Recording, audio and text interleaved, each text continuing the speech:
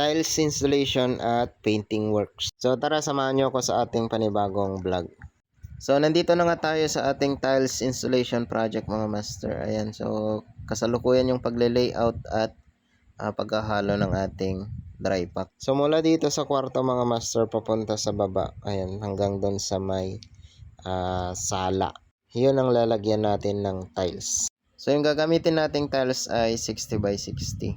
So yung gagamitin din nating halo ay dry pack. So ang ginagawa nila pagka dry pack ay binabasa muna nila yung buhangin, saka lalagyan ng semento. At bago latagan ng dry pack mga master, so ginagrout muna nila yung flooring at binabasa para sa ganon kumapit yung ating dry pack. Pagkatapos namang lagyan ng dry pack mga master ay linalagyan pa nila ng grout yung ibabaw para sa ganon mas kapit yung ating adhesive.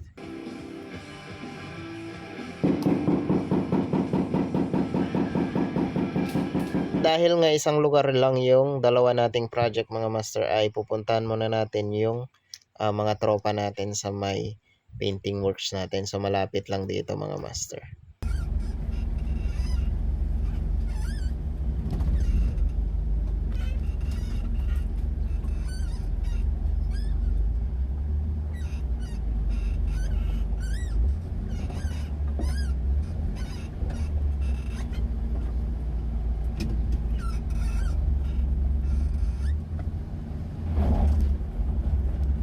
At nandito na nga pala tayo sa ating painting works mga master. So nakadoble na sila ng skim coat dito sa may sala pati sa mga kwarto. So dito sa may hallway ay hindi pa. Pero dito tapos na. So papatuyuin lang natin ng mga isang araw tsaka tayo magleleha. And then diretso primer na tayo. So loob at labas yung pipinturahan natin dito mga master. Kaya pinagsabay ng skim coat yung labas at loob. So meron pa dun sa baba pero tapusin muna natin dito sa may taas. Ayan. So susunod natin gagawin dito mga master ay yung tiles installation naman.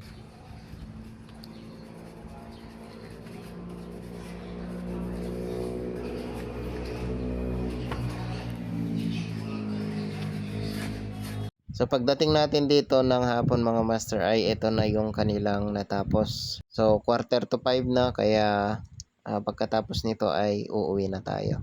At ayun, pauwi na nga tayo mga master. So hanggang dito na lang muna yung ating video at abangan na lang yung mga iba pa nating updates. So thanks for watching.